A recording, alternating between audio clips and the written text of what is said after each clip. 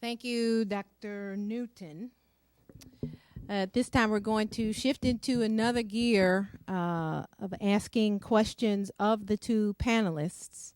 So as I stated in the beginning, you are free to approach the mic on your own. Stack it at no more than 4. Please keep your question/comment at 3 minutes. With some time for rebuttal, some room in there for that, but also to be conscious that we get the most participation today as possible.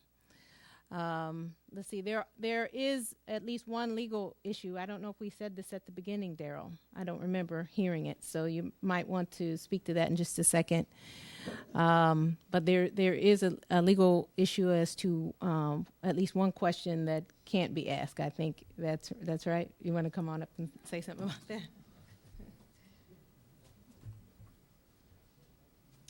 Should have mentioned this earlier. Because of pending litigation around one of the wells, the well on the Fedora property, I believe Dr. Newton mentioned that, the attorney or the scientist representing the Board of Public Works tonight, Dr. Shanahan, will not be commenting on that well. Dr. Newton has agreed to comment on that. But that question will not necessarily be addressed by both of the panelists. All right, thank you. So we're running, I think, a good time. Our agenda says here that we would have started at 8:10 for this portion, and we have 90 minutes. At 9:30 or 9:40, we will this portion of the meeting will end, and it will go into an actual board meeting. Am I right about that? Okay, thank you. So let's begin with questions from the floor. As you're comfortable coming to the podium. Also want to just say that this is an opportunity for us all to gain some understanding about those big terms that were just used that I didn't even know about. So hopefully we can do this very cordially and in a good spirit. Okay, you can either come to the podium or would you like, no? Okay. I think there's a mic that we'll need to use so that this is being recorded, sir. Okay. You mentioned some contamination from a well. I missed exactly where the well is in relation to the landfill. Is it to the south? How far away is it? What is the relation of the well to the other landfills in the area? The well that I gave with the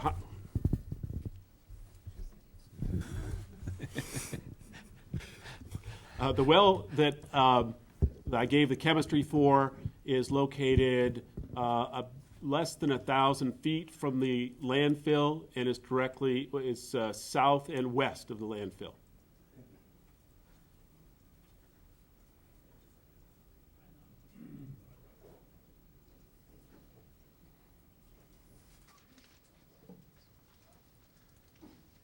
Hello, my name is Andrew Woodland, 907 West Hampton Road, Florence.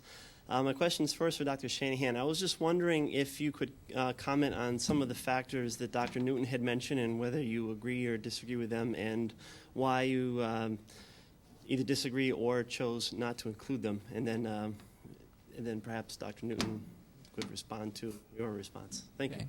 Well, what I know of his input or what I've seen tonight. So I'm not really in a good position to comment on it. It's obviously fairly complicated material, and I'd need to study it to understand, what sort of assumptions he made. I don't know if a report's been prepared, but at least it hasn't been made available to me.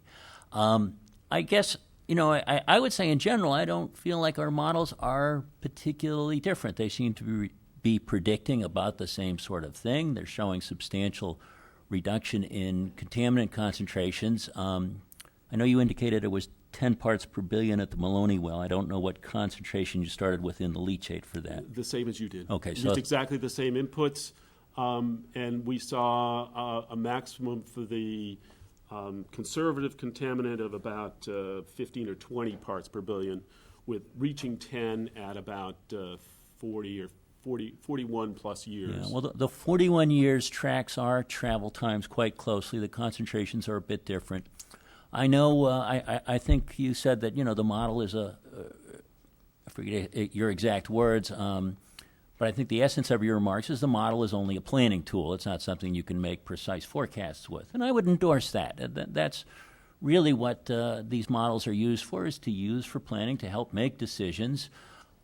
Therefore, you try and be conservative. You try and show that, even with the pretty outlandish assumptions, that in fact there would not be a substantial impact or a significant impact. And that was the approach we used, and it was one that the DEP accepted. So I feel like we went down generally the right track. Now, obviously, I've heard it said if you get two hydrologists in a room, you'll have three opinions at least. So, there's always going to be some differences in how you represent these complex systems. But my sense in looking at the work tonight, which is all I've seen, is that we're not too far apart. If I could just have one more follow-up. Would it be, would Dr. Newton's assumptions be something that might be taken into consideration in revising the model, perhaps? Yeah, that could be. That could be. I mean, I don't pay the bills, but that could well be if there's a. We have, in fact, for example, when we presented our first model to the town of East Hampton, they had some additional data which we did not realize. They had some additional data that they called to our attention, and so we, revised the model at that point to incorporate that data. So. Great, thank you.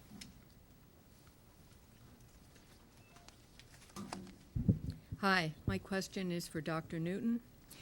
Do you think that taking 2 samples from the wetlands behind the Fedora's house is sufficient? If yes, why? If not, why not? Well, I obviously would like to see lots of samples. I think you need to have lots of samples. You need samples through time as well. Just looking at that well that I showed with the cadmium, high cadmium concentrations, that occurred over a period of 1 year. It went from almost a very small number to a very large number. And so I think you have to sample through time, and you have to sample at a lot of places. Otherwise, you won't capture where the leachate's actually moving. Remember that the aquifer itself is very heterogeneous. You can't say it's homogeneous and that things are going to move. And when we make our models, we end up making them very homogeneous. We can't model the heterogeneity very well. I think when you go out and actually measure things in the field, you want to take lots of measurements. Second question, should further testing be conducted at the end of Park Hill Road where it runs quite red? And the DEP said that they would be doing some additional testing. As a scientist, I always say take more samples. Okay. More samples. Always it's better to have more samples. Thank you.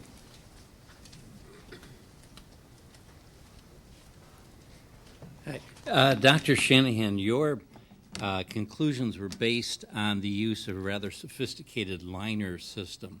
And just by way of background, I'm originally from Buffalo and sort of lived through Love Canal.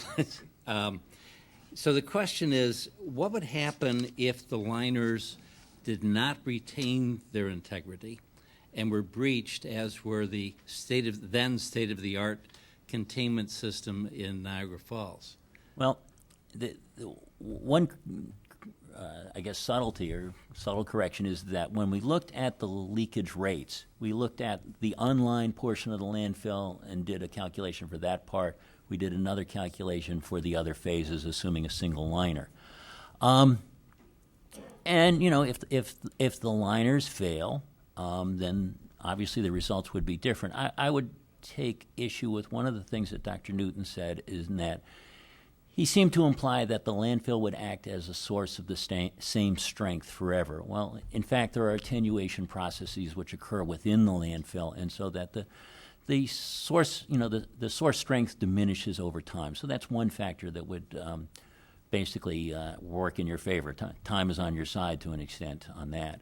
The other thing is that there is, growing experience with these landfill liners. What is a critical part of them, is how well they're constructed. That turns out to be a very important factor. But they're increasingly getting longer and longer history with those liner systems, and they seem to be doing quite well. There was one other thing I was going to say, and I've lost my train of thought here. What was it? It couldn't have been too important. So, I guess the other thing is too is one of the reasons we use a composite liner is that obviously you can perhaps imagine that plastic might change its properties over time, that might fail in some way or another. But then the clay beneath it is a natural material, and that actually turns out to be a very robust material. And in fact, it has a property known as self-healing. So, for example, if the clay gets, shifted, if you get settlement and the clay gets shifted and it shears and you get a break in it, it actually tends to knit itself together again back over time, particularly under the pressure of the landfill. So that's something that kind of, is a sort of a safety factor, if you like, in using both the clay as well as the plastic liner material. Is there a degree of scientific certainty as to how reliable the liners might be? Well, I'd have to say yes, there is a degree of scientific certainty. I mean, there's a well-established practice in this. There's a well-established literature. There's been lots of research done over the years. It's the material of choice. It's what the EPA regulations state you will use for both municipal solid waste and hazardous waste landfills. So, there is really a track record with this material, and it's how we do things. So I think there is a scientific standard behind it. Thank you. Sure.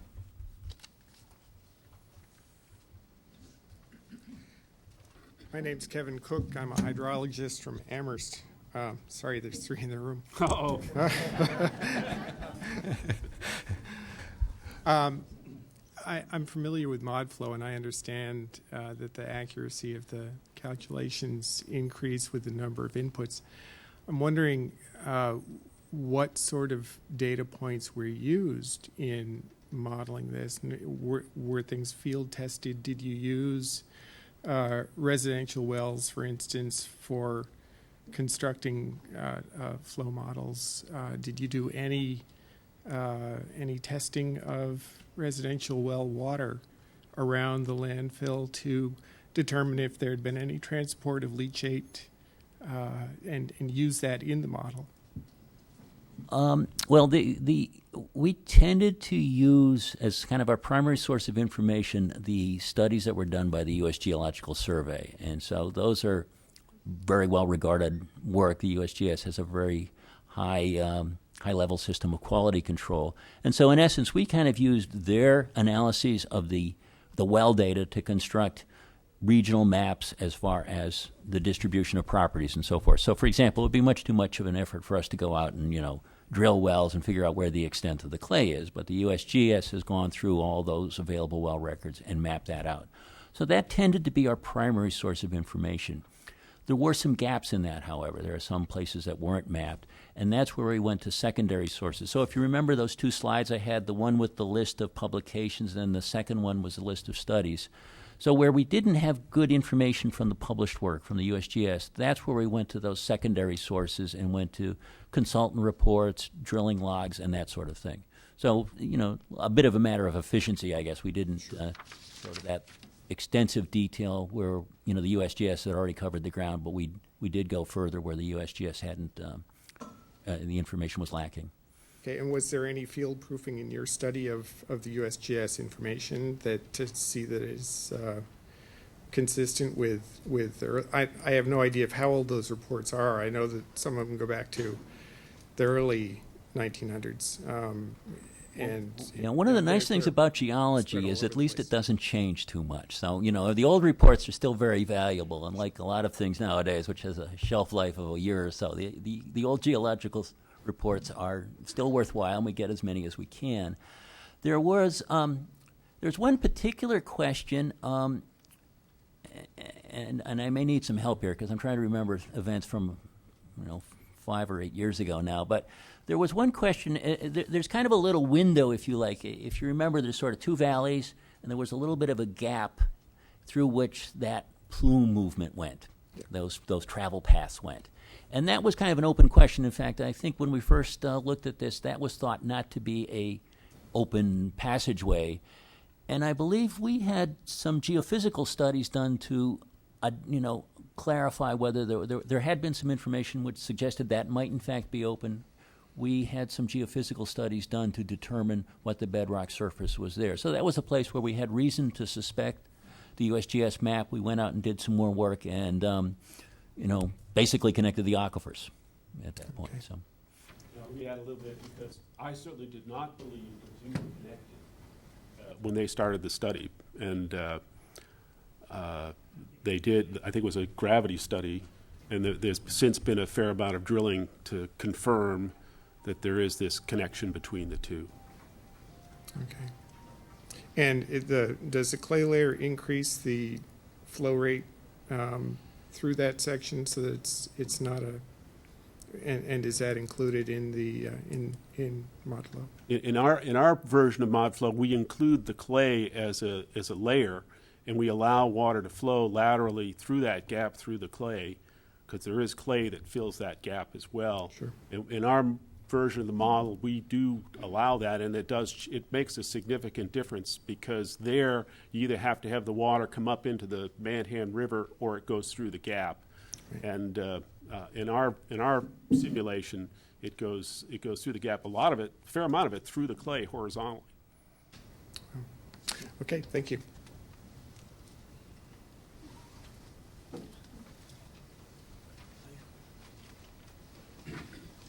Hi.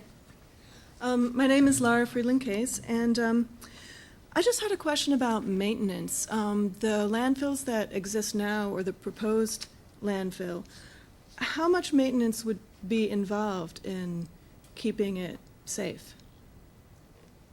Like what's done on a regular basis to do that?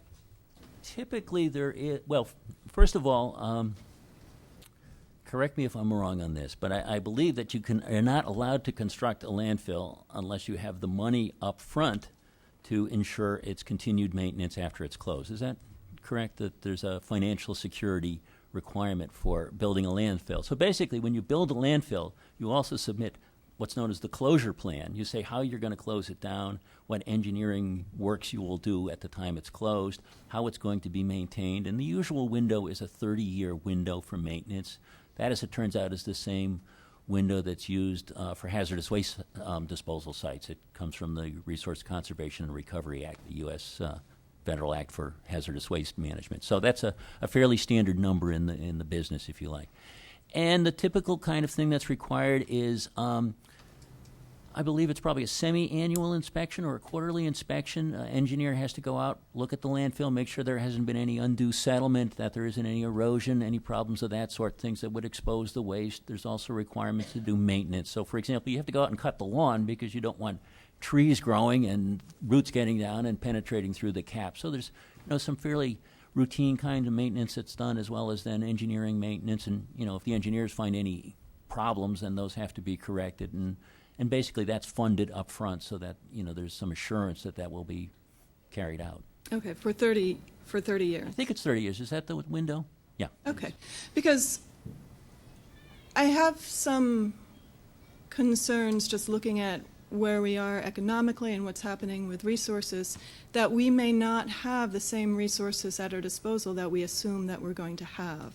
And so I'm just wondering if that's been factored into the plans. Well, basically you have to have the money up front. Okay. So. Okay. All right. Thank you very much. Sure.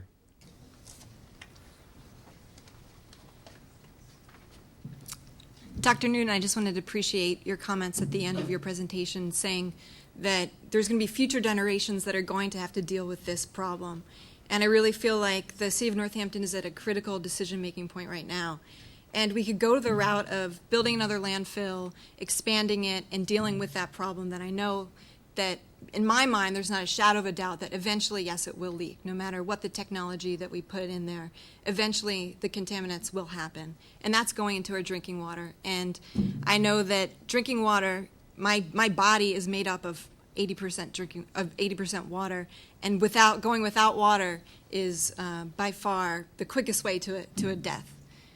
So I really value your acknowledgement that drinking water is our most valuable resource. And I spend much of my life dealing with trash. taking it out of the waste stream and turning it into resources. So I really think that Northampton could be a model of doing something a little bit differently. And there's a lot of examples of cities in Maine that have really talked to the corporations and demanded them to take back a lot of their electronics and have gotten them out of the waste stream. There's a huge effort, I know, by the Center for Ecological Technology here on Market Street. They've done research and they've found out that 70% of what people throw out by weight could be composted. So I think that we can make a decision to just do it the same old way that it's been done, or we can really show a leadership role and try something different. And I think that there could be economic incentives with some of those plans as well. I agree with you.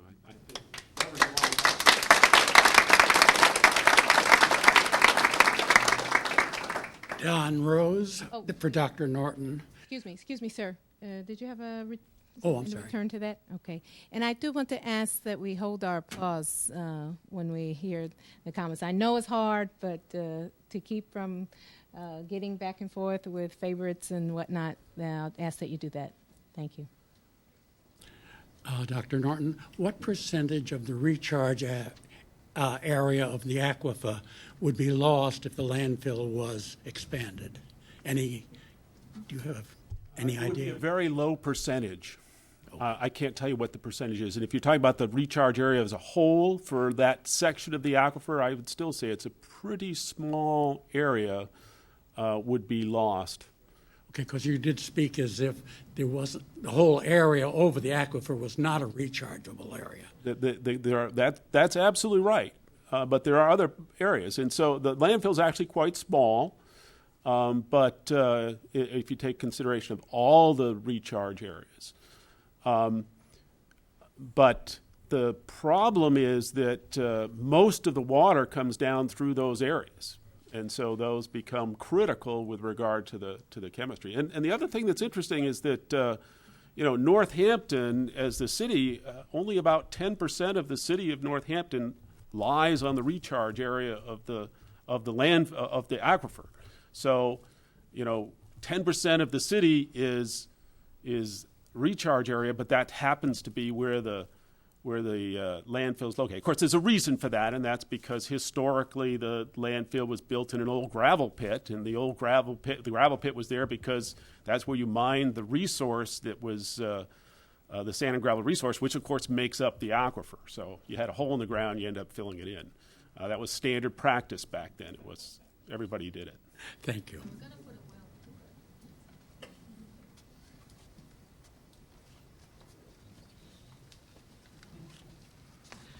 My name is Andrea Donlin. I work for the Connecticut River Watershed Council. We're based out of Greenfield. Dr. Newton had a slide showing the iron flock in a wetlands downstream from the landfill, and there was a paper that described a potential association with arsenic and the flock. I was wondering if Dr. Newton could elaborate on what you think is happening in terms of landfill impacting surface water. And then I would also be curious to hear Dr. Shanahan's thoughts about what he thinks may be happening now, could happen in the future, and whether the expansion of the landfill would affect any of that. I think what we think is happening is that the landfill, leachate from the landfill, is characterized chemically by having low dissolved oxygen. That allows iron, manganese, and arsenic to come into solution. So it gets dissolved in the water. And then as that water emerges to the surface in springs, it comes to equilibrium with the atmosphere where there's a lot of oxygen. Oxygen mixes with the water, and those ions are no longer stable in solution, and they are precipitated out in that flock. So that flock has iron and arsenic and manganese, things that were in solution, they come out. So I think that's the process that's going on at that point. And the thing about it is that we're seeing that getting worse through time. Over the past 10 years, that concentrations are going up. The area of flock is expanding, so we have to figure. I think one of the things we need to find out is what is causing that. What about the landfill is generating that component? Well, I guess what I would say is I really don't dispute that. I think that makes sense. It seems like a pretty logical geochemical model. Certainly what Dr. Newton's just explained about the chemistry is known chemistry, and that's how it operates. I think the things to be a little bit careful about here is confounding what you see there, which is probably the result of the unlined landfill, which is releasing leachate, without a liner system, and confounding that with this new state-of-the-art facility, which is not going to release, anything like that at all. Basically, the standard practice in the United States for municipal solid waste is entombment. We put it in there so that it will stay in there and not get out. And so I think to confound those two is a mistake. I think the other thing that I would caution about is there are relatively few data, and for example, Professor Newton cited that one very high zinc measurement. Well, I looked at those data and reached a very different conclusion, and that is that there seems to have been some sort of error in either sampling or analysis. One can't really tell with just one analysis, but it's such an outlier that it seemed to me to be very, very suspicious. And so that needs to be resampled and understand what's going on there. So I think it's very premature to draw conclusions from a single analysis. It's not at all uncommon to find that, people have made errors in the field or in the laboratory, and so I think it's premature to draw conclusions about, some of the geochemical analyses from the groundwater. The other thing I would caution about is, we've talked about the geochemistry of the surface water, but we haven't talked too much about the geochemistry of the groundwater. And one of the things I neglected to show in my talk, if you notice, I didn't show any results for biochemical oxygen demand. I didn't have a map for BOD. And I meant to mention this and did not, but the reason I don't have a map is there's no plume. Basically, the BOD is consumed. Oxygen and bacterial action works on that essentially immediately, and so once you get a very short distance from the landfill, that disappears. Now, the brook is relatively close to the landfill, and so you're probably seeing some effects of that lower geochemistry. But as you get anywhere further, really, in the aquifer, the aquifer becomes oxygenated again. These chemicals that we've talked about, the arsenic, the manganese, and the iron, one of the things that happens is when they become oxygenated, they go from a soluble form to an insoluble form. That's why they come out in the brook as little particulates. They've formed an insoluble form. They're no longer in solution in the water. Well, the same thing happens in the aquifer. They basically plate out on the aquifer materials, and they don't continue to migrate. Those plumes that Dr. Newton showed, where he had kind of gray colors coming off of the landfill in the arsenic plume, he qualified in saying those were not model results. Those were kind of schematic. Well, they're very exaggerated schematics based on our model runs. There is essentially, I would not expect any kind of a plume of that sort based on what we modeled. And we actually did do a model of dissolved oxygen and BOD in the aquifer. Dissolved oxygen model? We used RT3D, reactive transport in 3 dimensions. Yeah. Because we are developing a dissolved oxygen model. It's very interesting. So you're saying the expansion is unlikely to affect anything in terms of surface water unless there was some catastrophic leakage or whatever, but the current unlined One of the things I'd like to point out is that in fact, when the unlined landfill was capped, concentrations went down. They are now higher than they were when it was capped. So that's in groundwater monitoring wells? Yeah, in the groundwater. So that we don't know where that's coming from. And if the cap is what prevented it from caused it to go down, then what caused it to go up? I think that's a question. We don't know the answer to that. Right. Okay. I think it's an important question to answer. Thank you.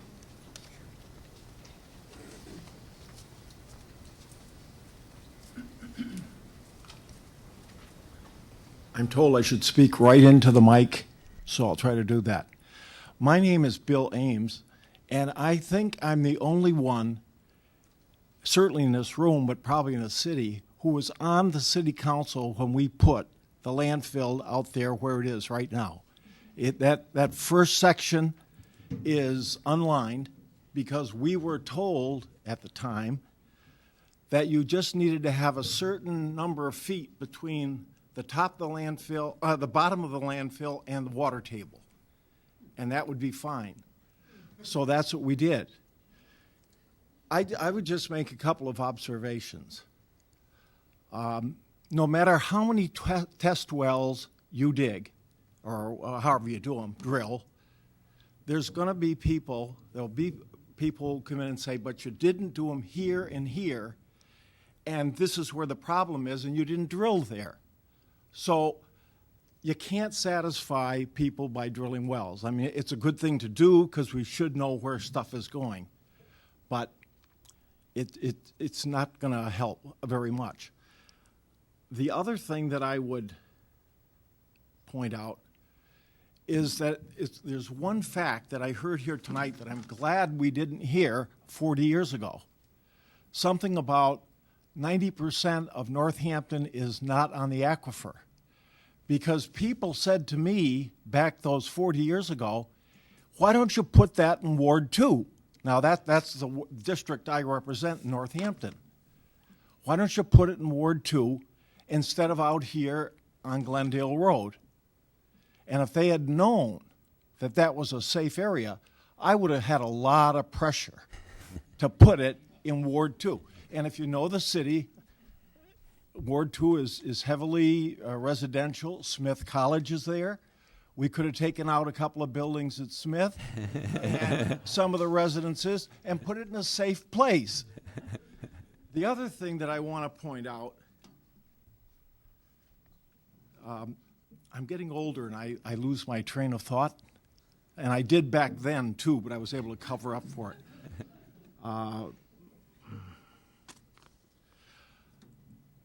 I think another point I would make is back in those days and tonight, I'm hearing people who I consider very reliable, you too, are very reliable persons.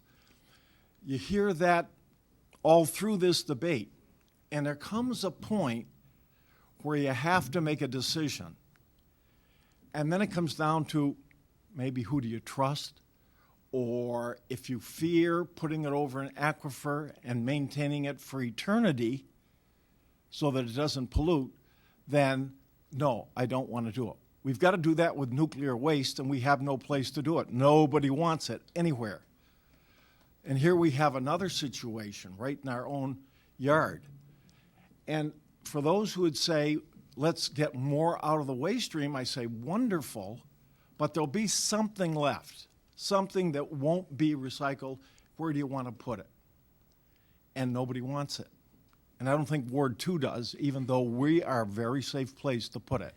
So I'm hearing echoes of what I heard 40 years ago, and we put it there because we had an open face burning dump at that time, and it was polluting not only the ground but the air. It had an awful odor to it, and it needed to be replaced. So I won't be here in 50 years to hear this whole debate go on again, because no matter what the technology is today, it'll be better in 50 years, and somebody's going to be angry that you put it wherever you did. So I heard someone say that the next meeting would be on alternatives, and I think that's very, very important. We hear the alternatives to ending the use of that landfill. How would we do it? Where would we do it? And at what cost? That's what I want to hear next.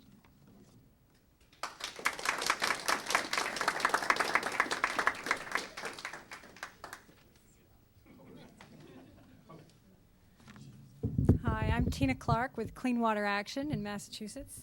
And I live in the Pioneer Valley in Amherst and Turners Falls now. I had a question for Dr. Newton, but I first just can't help but say that in the last 20 years of working on environmental issues, both in Washington and in Massachusetts and Connecticut, it's very well established that all landfills do leak. All landfills will ultimately leak, and I just really need to take exception, Dr. Shanahan, to your claim that that the materials can be relied on with certainty. And I think that was maybe a slight misstatement, and I would encourage you to choose some other language because and I think later you did. But the other concern I want to raise is all the scientific evidence, and our European colleagues are much farther ahead than we are in this country about the trace levels of synthetic toxins, solvents, plastics, all kinds of contaminants that we didn't think were a problem, and now we're finding that very, very tiny levels are damaging to health and perhaps triggering cancer in our children as well as in adults.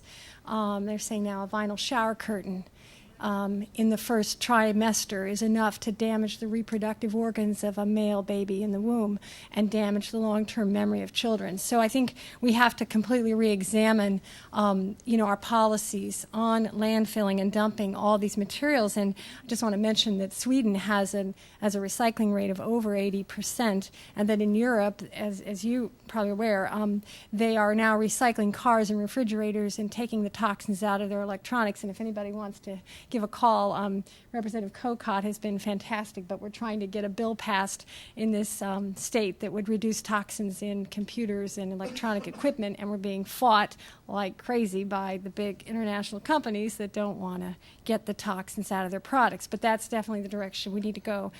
So all landfills leak. We can achieve very high rates of recycling. We can take the toxins out, and the solution is not to build more places to dump it.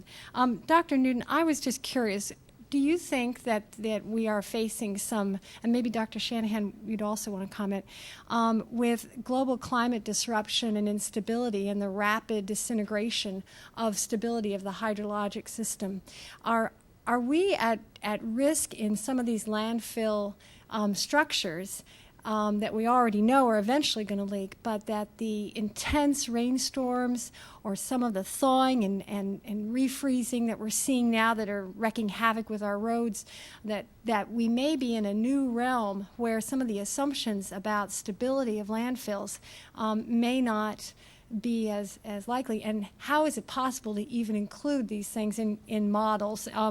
Has anyone been talking about this? I'm just curious if you think that's going to be another thing we should be wondering about. I think it's hard to quantify those things. I think it's certainly of concern that 100-year storms, 500-year storms appear to be occurring more frequently. And if you had a 500-year event, it's likely that the landfill would be impacted by that. It's likely that whatever system was there would be overwhelmed, at least for part of the time, and who knows what the long-term effects would be. So I think that those things are potential problems. And it's potentially, you have all this flock accumulated, and you're going to wash it down somewhere and accumulate it somewhere else, and who knows? I think those are very difficult questions to really answer, but it is of concern. Yeah, I'm not aware of any systematic work. Do you know of anything going on in climate change as far as landfill design? Landfills are being designed all around the world under all different types of climatic conditions. Yeah. I don't know of systematic work being done. Generally, what you're really talking about primarily is a runoff event, and landfills are designed with runoff controls and structures to divert them, and they do have a particular design limit, and those may be changing, at least gradually as climate changes, and so we'll be seeing that basically in all of our infrastructure, things like road drainage and so forth. So that there's potentially things that will need to be redesigned in the future. You had asked me about the comment I made that landfills do not leak, and I didn't intend to say that landfills do not leak, and in fact we modeled the landfills as leaking for 100 years. But what I did want to draw is a really large distinction between a modern double-lined landfill and the unlined old practice. And certainly, we're building these things with the expectation that they're going to do a good job of containing material. They're not going to contain it 100% by any means, but it'll, I suspect they're going to come very close to containing the water within the landfills to, let me put it this way, effectively completely. Water's going to leak. There's going to be some material that leaks out, but it's going to be very, very minimal. I believe, based on what I've seen of the science, what I've seen of the installations, and so forth. But you do agree with the statement that all landfills ultimately leak. All landfills, not ultimately, they immediately leak. There's going to, I can't tell you that, molecules won't leave the landfill. I mean, obviously material is going to leave the landfill, but we can control the rate at which it does leave, I believe. Thanks very much. Sure.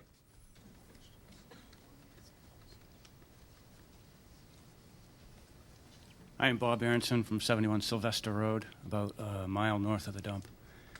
And in Dr. Shanahan, in your presentation, you talked about a 2-day leak of some kind of catastrophic leak. How would you detect it if you're only sampling groundwater monitoring wells every 120 days?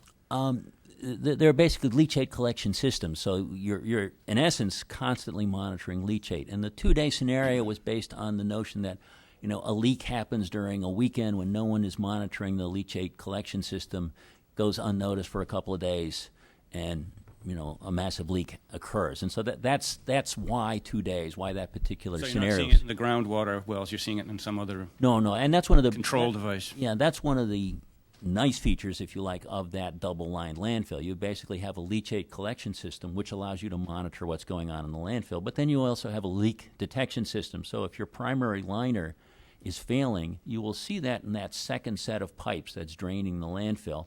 And if necessary, you go in and you make corrections. You do, you can go in and excavate it back out and patch it, and that's a fairly extreme and unusual kind of process, but that happens. Okay, and then you talked about some other impossibilities, like every constituent that's going into the dump. You can't possibly name all of those things. Well, so, no, we could and name. That's why the state of the industry is entombment. But in Israel and in Europe, they're doing more precautionary things and biodigesting in vessels. And they certainly have land issues and water issues in Israel. Europe actually uses a rather different approach than the United States. The United States is what they call the dry tomb approach. You try and make a tomb, you seal it up, you line it on the bottom, you cap it on the top, and you keep the water out as much as you possibly can so you keep it dry. Europe is going much more to what's known as a natural attenuation landfill. And what they actually do is they deliberately put water into the landfill, and they basically try and get these biodegradation processes cooking in the landfill, if you like. And so they kind of go the opposite direction that we do. They're trying to keep it wet, to keep the bugs cooking, to keep landfill degradation processes going on within the landfill. So, we're trying to minimize the amount of water so water won't leak out. They actually try and maximize the amount of water so that what does leak out will be diluted and will be attenuated by these biological processes and, basically kind of keep the thing cooking. So it's a rather different approach. They're going increasingly to this natural attenuation model where we're staying with this dry tomb approach. So it's a rather different approach, but under U.S. law, what's often done in Europe is really not allowed. It's frowned upon. It's not allowed at all. I mean, it would be considered unsafe as far as the environment is concerned. Well, but they are doing much more, I think, as far as recycling and. I wasn't talking about doing it inside a lined landfill like YOLO in California, but more like inside vessels and inside closed buildings where people actually went in and the building's at a negative pressure and no one's had any noxious odors. And there's more precautionary as to what's streaming into it. Yeah, there are composting facilities and that sort of thing as well. They're more expensive. Yeah. There's operational problems with those as well. Of course. It's a huge undertaking. Thank you.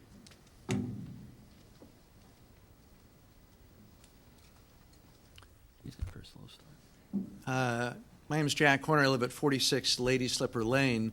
Notwithstanding that we shouldn't make a decision based solely on a model, I was certainly struck by the two different, graphics. In Dr. Shanahan's model, showing things being, stopped, or maybe it's attenuated is the right word, fairly quickly, and a very, very low amount of contamination reaching the Maloney well, and then in your graphic showing something completely different. And the impression I got, Dr. Newton, was that one of the big differences in the contaminant flow models was that you talked about water flowing through the clay.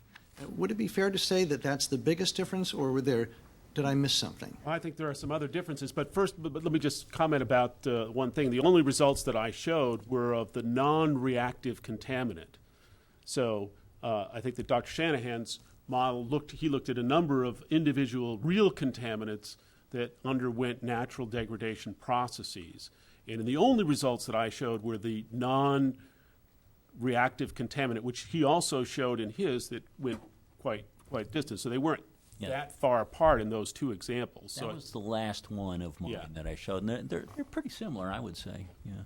But in terms of the structure of the model, I think the other difference is that in our model, we had hydraulic conductivities that were assigned on the basis of what we knew where the more permeable materials were based on a model of how the aquifer was deposited, and also based on where we knew, based on some observation wells and borings that have been taken in the aquifer over time, where we knew we could locate where those old river channels were coming into the lake. So that seemed like a big difference to me, Dr. Shanahan. Did it seem like a big difference to you? I don't think it's certainly a difference. It's a little hard for me to say exactly how much of a difference it is because I haven't actually seen the model. I'm a bit suspicious about the flow through the clay, to be honest. I want to see how they modeled that and what they assumed for that. That doesn't strike me as something that should make a big difference. And I think I also need to see how they did the geology. There's a number of judgments that need to be made in translating geology into hydraulic conductivity. We tended to rely upon the actual measurements of the hydraulic parameters, although then we had to interpolate between those. I think it kind of reflects a little bit of a difference in background. I'm more of a groundwater hydrologist. I tend to like to do tests and use test results. Dr. Newton's more of a geologist. He would tend to rely more on the geology, and I think there's merit in both approaches. And I just don't know enough about the details of his approach to be really able to say how much difference there is. One of the problems is that there are only about 5 measurements of hydraulic conductivity in the whole aquifer. So you don't have much to go on. Okay. Well, you're assigning thousands of cells based on 5 data points. Okay. Well, then I'll just make a final comment maybe to the Board of Public Works and the other sponsors here. It seems that we're not really seeing sort of a side-by-side model comparison here tonight. I thought maybe we were, but I'm hearing you say we're not really, and it seems that would be a helpful thing for the public to see sometime. Thank you. Well, let me just add one thing about that, and you must understand that we have 0 resources to develop our model. I don't know how much was spent on the other model, but we spent $0 on ours. I hear you without having the capacity to respond.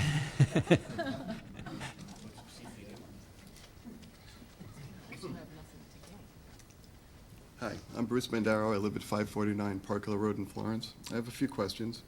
One is, Dr. Shanahan, you mentioned a catastrophic event over a 100-year period, I think. No. What we said was, basically continuous leakage over 100 years, and so. But one catastrophic event. And then a catastrophic event over 2 days where the leachate collection system failed and a lot of water got released over a 2-day period, and that was in the middle of that 100-year period. So my first question is, why assume only one catastrophic event? And then the follow-up question would be, what kind of events would these be that would cause things like this potentially, and what kind of solutions for some of these events would come into play? And this question for both of you, really. Well, I think the answers to those are related. The reason we only assumed one is because it's a very, very rare event. We actually don't expect it to occur. And as far as the corrective measures, what kind of events, to follow up on that? Well, what we were looking at was basically a failure, in essence, a major pipe breach at where the leachate would be entering, for example, the leachate treatment facility at the landfill. Do I have that correct? Or a pump station, some type of pump station. Yeah. So we're looking at kind of the bottom end, if you like, of all the leachate collection from the landfill, failing due to a pipe breach, and that not being observed for 2 full days. So Friday night at midnight, this thing happens. No one comes back and finds it for 2 days. So, an event we would not expect to happen, week in, week out, for 100 years, obviously. So, that was why it was selected as a one-time event. And the way you prevent that kind of thing is by careful maintenance, normal operations, and so forth. I mean, the reason it is a very hypothetical event is because, landfills are not operated in a way that would allow those things to happen. But they do sometimes. So I'm just, not theoretically, but they've happened. I don't know of it happening, actually. I don't know, so that's why I'm asking. I don't know that I've... And are solutions to something like this, or when you talked about the 30-year plan of trying to allow for maintenance, is correcting an event like this part of the plan of allocating money?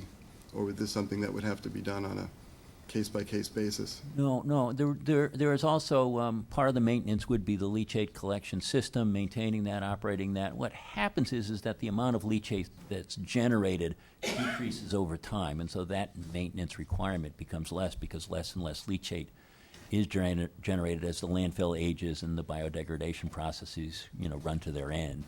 But certainly maintaining the leachate collection system, the pipes, and all that kind of thing, that's all part of the 30-year maintenance program. And my final thing is, I think I heard or I read in all the stuff about this was that this is the first time a waiver has been done over an aquifer in Massachusetts. At least that's how I read it. How common is it to put landfills over aquifers in this country? It actually is quite common. I mean, this is what was done. I mean, the history of your landfill here is very, very typical. Well, that may not be the best decision. Became a landfill. Yeah, I didn't think that was the best decision. I'm looking at the map and I'm seeing so much of the town doesn't have water under it. Why did we pick that? That's really my question is, the water is valuable. We could protect the land underneath it without it going to water. And I think you're looking at a change in the historic perspectives that people have had. In the past, people didn't worry about the water supply so much, and so back in the 1960s, when there were a lot of gravel pits, and then the move from open burning dumps was to try to find something better than open burning dump, was to make a landfill and cover it over, and that was deemed to be much better. And so where would you go to do this? Well, you go where there's already a hole. That would be the best thing. And, of course, it just happens that they built the holes where the recharge area is the aquifer. The two things were related. But people didn't really understand that as much. I think today most of those sites have been abandoned and closed. I don't know of any ones that are currently being cited on active recharge areas. I don't know of any. And so I guess my final comment is, why here? Why again? And that's it. Thank you.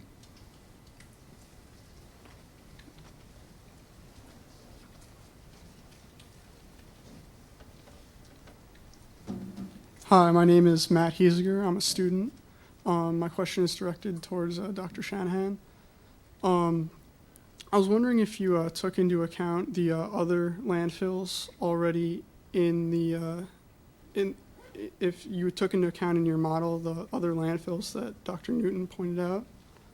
No, we didn't. We were really looking at, the permitting for this particular landfill, so we didn't account for the other landfills. We were looking at basically what the incremental contribution from, the landfill would be, the Northampton landfill. So we didn't consider those other ones, although I believe they, at least one of them overlies the clay, so it would be much less of a factor in any case. But we're basically focusing on, this landfill's impacts and not, everything else in the aquifer. Would their leachate leaking overlap and possibly add to each other? One of them perhaps, the other one probably not so likely, but there could potentially there could be overlapping impacts from those, and there's lots of other potential sources in an aquifer of these things. We've talked about landfills being in the zone too. Well, there are a lot of gas stations, hardware stores, all sorts of things that you don't really think about as being potential sources of chemicals that are located in Zone 2s throughout Massachusetts because of their historical location being there. I mean, we'd like to have all those things out. It's probably, it's impractical to move everything out, so. But you can't put a new gas station in a Zone 2. Oh, okay. Thank you. Okay, as the next person comes, I just want to say we should think in terms of about 15 more minutes. Does that sound reasonable? Because there will be a meeting with the board at 9:40. So if you have a question, I do urge you to stack the line again. No more than 4 in the line. Okay, go ahead. Thank you. My name is J.P. Kwasinski. I'm a city councilor from East Hampton, and the citizens from my community will be drinking the water that you're all talking about. I'm very concerned about the situation because ultimately I believe even the best landfill liners will leak. And I'm not sure a 30-year period of protection is enough. I think that number probably is politically arrived at for the length of time.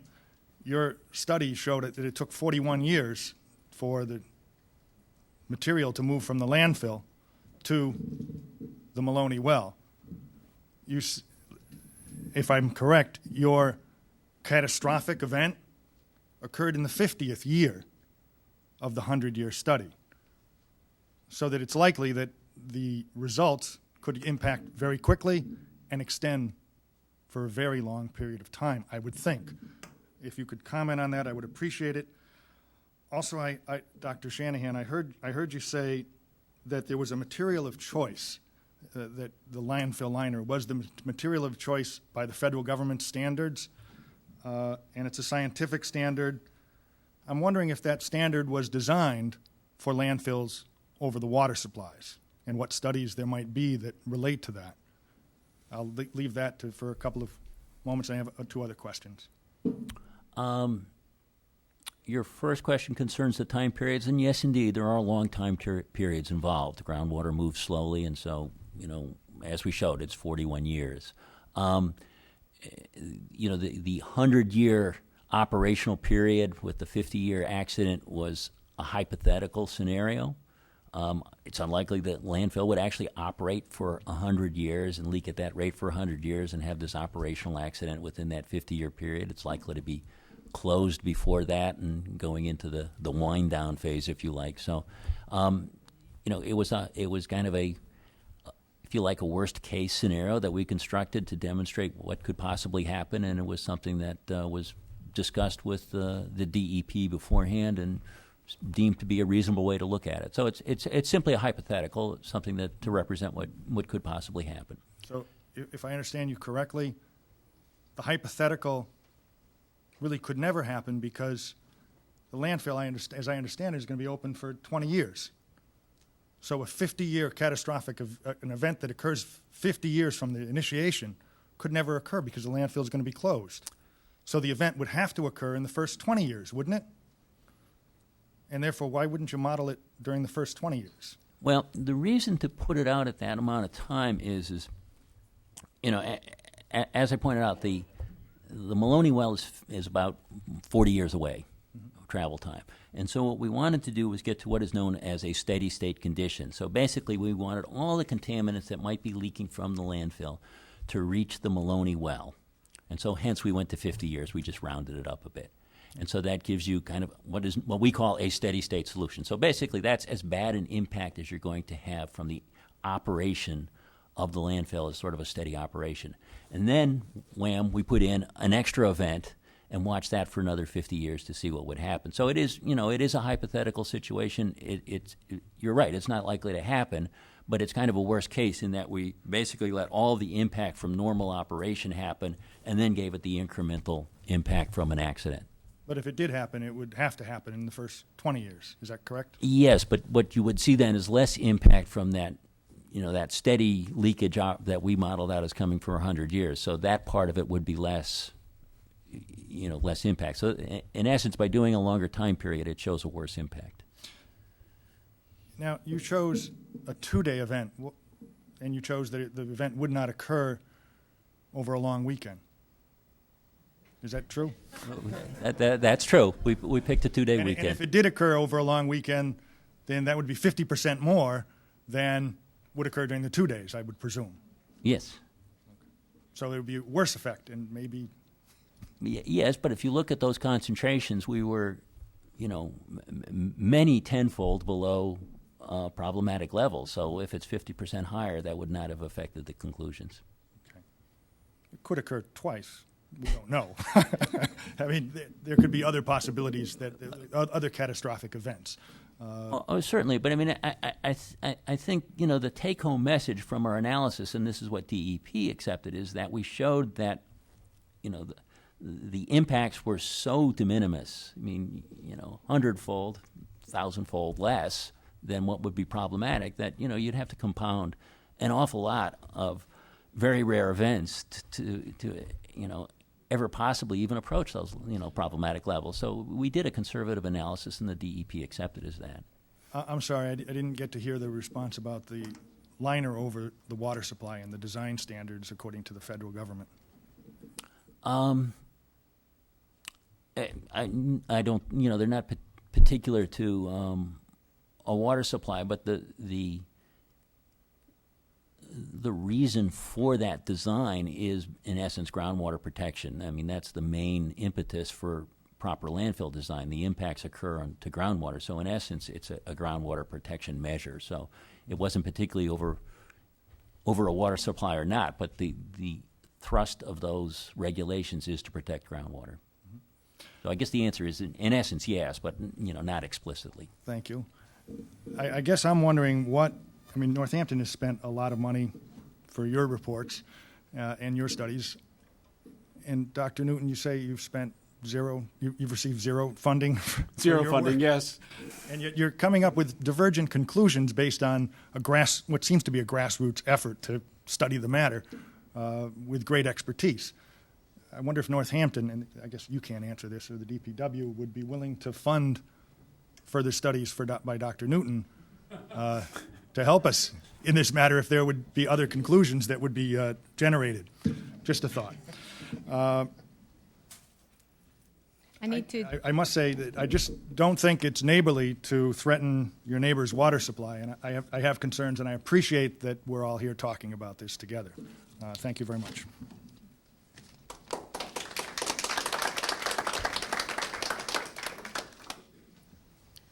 Linda Hiesiger, Park Hill Road. I've heard a number of things mentioned tonight. One is state of the art. State of the art, let's see, I've done a DEP file review, unfortunately or fortunately. And in 1969, the unlined landfill, surprise of surprise, was considered state of the art. However, there was the clarion call from a city-hired engineer, Edson White, who said, don't put the landfill there. There's an aquifer under there. The brook will turn red. But Calderwood Enterprises had their engineer, Elmer Huntley, who said, it's fine, put the landfill there, okay? As we know, they should not have put an unlined landfill there. Now we know that, as Dr. Newton showed on the graph, that the two most recent test results from the Hannonbrook show the highest since 1995 when the landfill was capped. Also, Dr. Shanahan, you mentioned there's no leachate plume, but the 1985 Wagner report talks about a leachate plume going south of the landfill. And what I also noticed, and maybe Jim Larillo could talk about this later, unless I read it incorrectly, that Parma Paving broke a leachate pipe near, I don't remember the street off of 66, whether it was Lady Slipper Lane, and they had to test the sediment. According to the EPA, all landfills leak. So let's cut to the chase. There's a reason that it's prohibited to put a landfill in a Zone 2. Landfills are also banned from water supply protection districts. Dr. Newton, I'd like to know from you why the DEP of Massachusetts put those regulations in place for water supply protection districts and for Zone 2s. Well, obviously, the regulations are there to protect the groundwater. do you think that it setting a precedent could open the barn door for other locations to do the same, or? I don't know. I don't know. I don't know why personally, I don't know why a waiver was granted. The report for the waiver was written by Jim Larilla. For anyone who doesn't know, when he worked for Stantec, formerly Friends Henry, that hydroanalysis has relations as consultants. They've worked together with Gradient, Hydroanalysis, Stantec, and Jim Larilla applied to the DEP, and it was Commissioner Gullidge at the end of the Romney administration. And Massachusetts has has an unfortunate history with the Woburn experience of civil action, where the DPW told the residents there that it was a right to drink from the wells, and the residents, there was a cancer cluster. And I'm not saying there's a cancer cluster by any means where the landfill is. I'm just saying history should not repeat itself. Water is a precious resource. If you read the New York Times, almost daily, on a daily basis, there's articles about clean drinking water. Massachusetts had to flood the Quabbin. Northampton needs to be a little smarter and not repeat history. Thank you.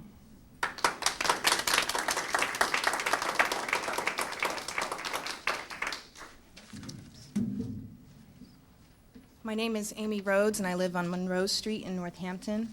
And it seems as though Northampton was granted a waiver to have the landfill be based on this model, yet Dr. Newton said that there should be no decisions made on groundwater models because different assumptions can produce different results, and I think we did see some different results between the two models tonight. And so I'm wondering how we might go about validating these models. To what extent were these models validated by actual observed data?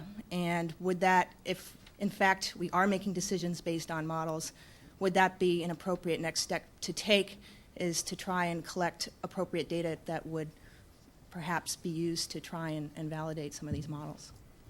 Well, I'll just say that certainly both models, I presume, were validated in the same way for the hydrologic component of the model, where you can predict what the heads are at various points. I think the problem will be, I think both models probably did a pretty good job of doing that, yet when you apply the solid transport to it, you get different results, even though we could probably put the same inputs into those solid transports and get different results based on the fact that we're having different hydraulic conductivities. So the solid transport part, I don't think has been, certainly our work has not been validated for solid transport because we don't have enough data to do that. I don't know. No, and that's I'm in the same boat. The problem with that is when you start to think about, a validation test, you're talking 40 years in this particular case. And so there really aren't the data with which to do that validation. And hence, you do these conservative assumptions. I guess there's one presumption, though, is that, the fact that there certainly is a difference in the models, but as I've kind of said a couple of times, they don't strike me as being that different. I think there's a presumption that if, DEP saw Dr. Newton's model, they would change their mind or that they, would not have granted the waiver. I'm not sure that that's the case. They seem to show very, very much the same result. They differ by a factor of, 10 or maybe 100. I'm not sure. But, still we're so far below detection limits that I'm not sure that they were, that they show anything that is effectively that much different. Well, except that our model would predict that the conservative component would be above the MCL. So that would be the big difference. Can you say why your result brought to that? Say again? Can you explain a little bit more what assumptions went into your model that brought those higher concentrations? I haven't looked carefully enough at the differences between the two models to tell you why one predicted more than the other, but I suspect it's because of the distribution of hydraulic conductivities, how they were distributed. And so the difference in hydraulic conductivity might explain how the difference in permeability, which I understand could affect the travel time of groundwater from the landfill to the Maloney well, but how would that differences in hydraulic conductivity affect the chemistry? Well, I think it's I think the changes in the again, I'd have to look at both models, and I haven't looked at the other model carefully enough to tell you why it's different, why it's giving you a different result, because I don't know. I guess I think one thing that needs to be corrected is there is no MCL for a theoretical contaminant. MCLs are chemical specific, and to say that 10 parts per billion is above the MCL doesn't make any sense. I mean, the MCL is chemical specific, and it depends upon the concentration that would be emanating from the leachate and how it leaves the landfill. So I think the fact that he arrived at 10, starting at I guess would be a million in those units. Is that right? 1,000. Well, I mean, but I one of the problems is we haven't had time to do the other ones. We took the conservative because that was the quickest one we could do, and we'll do the others and see how they come out. Yeah. But recognize it is a hypothetical chemical that we're talking about as far as that result is concerned.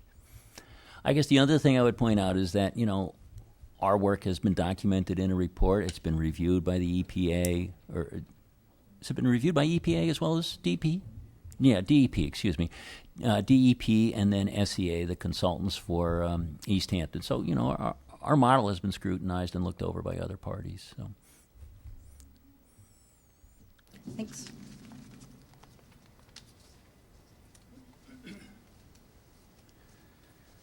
I'm Ed Hagelstein. I live at 171 Nonotuck Street here in Florence. And I was elated to hear that there are areas in the city that don't have water under them. And I don't know what kind of stone is there, but I'm going to think I've never been to a quarry that didn't have water in it.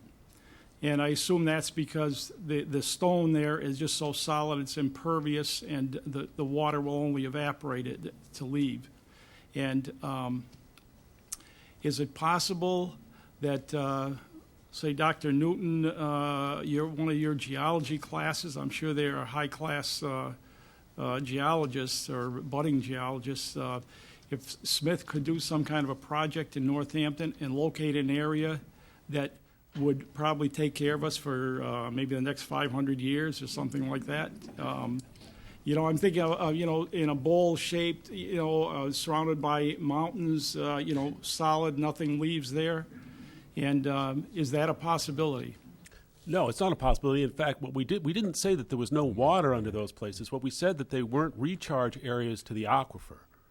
So it's a big difference there. In fact, the glacial till is an aquifer for everyone who has a private well in the uplands. For a lot of people, not a lot of people have bedrock wells, but the glacial till could be an aquifer to people. The bedrock, obviously, is if you're living in a hill town, you have to get your water from that rock, and there's you have trouble with, but there's fracture porosity, there's water in fractures, there's water all over the place. Even in the Varve clay, there's water. Yeah. There's just much less of it, and so it would not be a productive material, say, for a municipal supply well. So we differentiate the aquifers from the non-aquifers, but there's groundwater everywhere. Okay. But would you guess that there are areas that would be much safer than the area that's chosen right now? 90% of the city would be safer than the area that's chosen now. Okay, so a simple solution to this is just don't expand the landfill there and move it to some place where it's safer. Right. Where there's a higher degree of safety. Okay, yes. And just one comment about was the high cadmium number in the well, and you want to do another analysis. I worked in laboratories all my life, and you never go, if the second one says there's 0, you don't assume that that's right. You go and do a number of analyses, and I'm sure you know that to back that up. Thank you very much. Okay, this will also be our final 3 questions. Hi, my name is Patty Gambarini. I live on Sheldon Avenue in East Hampton, Massachusetts. And the modeling results, the differences aside, the prospect of any possibility of contamination at the Maloney well is very disturbing. I have a 5-year-old daughter, and the idea of leaving her that sort of problem to deal with in the future is a problem. And I'm wondering whether there are good examples today of communities that are wrestling with current remediation of drinking water supplies that have been contaminated by landfills, and what the scope of the problems might be in those, if there are any sort of examples that you might know of, and dollar costs for something like that. Because I think that ought to be factored into any considerations here. The classic example are municipal landfills that also accepted industrial waste. And so that's where, a municipal landfill, some municipal landfills have turned into Superfund sites because they accepted liquid industrial waste. And so that's kind of the classic, bad scenario. It would not happen today. It's simply not allowed. The regulations on hazardous waste are much too stringent. So that's a kind of a former problem, not a present problem. But that's kind of the classic example. I'm not aware of a municipal solid waste landfill that did not accept large amounts of industrial waste. In other words, one that took just municipal solid waste, that became a Superfund site or a major problem.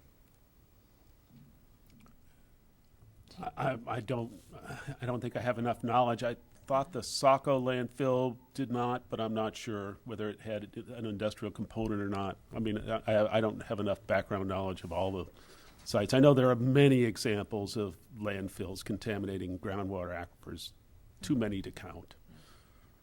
Okay, thank you.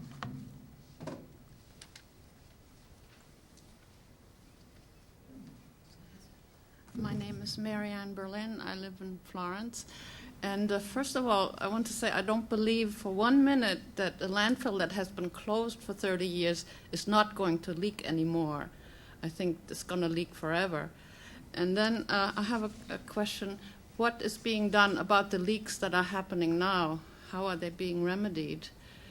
And then you have been comparing the old landfill that's unlined with the coming, the prospective landfill.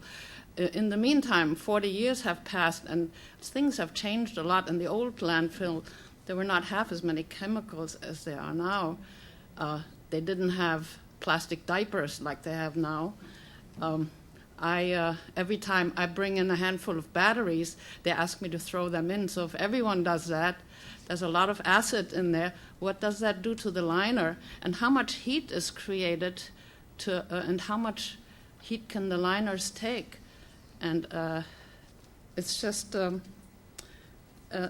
very strange that you don't make the comparison. The old landfill, I'm sure, is much less contaminated than the new one is. And there is industrial waste here. There's a lot of construction waste that is being accepted. And with formaldehyde and all these other chemicals, I'm sure there is an effect.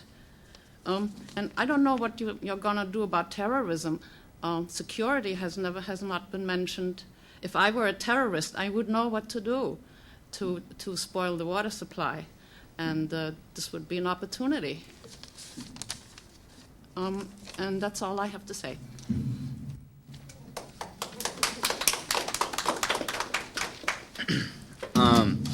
I was just wondering, as far as your model goes, you're assuming that the aquifer is pristine, so that there aren't any other chemical interactions going on there.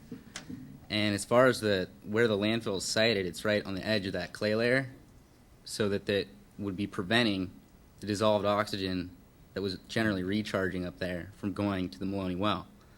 In particular, when you take into account the anaerobic or aerobic reactions going on, consuming a lot of that dissolved oxygen, so that in the case of the Maloney well, where it's already approaching, I think, half the MCL for arsenic and the MCL for manganese too, it looks like the dissolved oxygen in those cases is already pretty low. So have you looked into the impact of the landfill expansion on the dissolved oxygen in that area? We modeled the dissolved oxygen and the biochemical oxygen demand. And you're correct. Below that clay layer, we in essence don't have any oxygen entering the aquifer within our model. There may be some that actually enters in the real system, but in our model, there's zero oxygen entering wherever the clay is present. So it does get lower in oxygen as you get to the Maloney well. But as I said, we looked at the BOD, the oxygen demand contribution from the landfill itself, and that's attenuated very quickly. There's enough oxygen there to basically consume that BOD, and it's attenuated within a short distance of the landfill. There is a zone a zone in which there would be low dissolved oxygen near the landfill, but do you think that small impact would maybe, the Maloney well is kind of already on the edge, the geochemical environment there. Do you think that since it's already on the edge of being basically anoxic, that small change would make it so that the Maloney well would be contaminated with arsenic? No, well, our results showed it would not. Basically, the results showed that enough oxygen entered the aquifer before you go under the clay that, the effects of the BOD from the landfill were counteracted before you get under the clay. So, do you have any response to that, Dr. Newton? No, I'll let that pass. I'll let you respond. Well, that's going to conclude all of the questions. Can we please give all of us, and especially our presenters, a round of applause?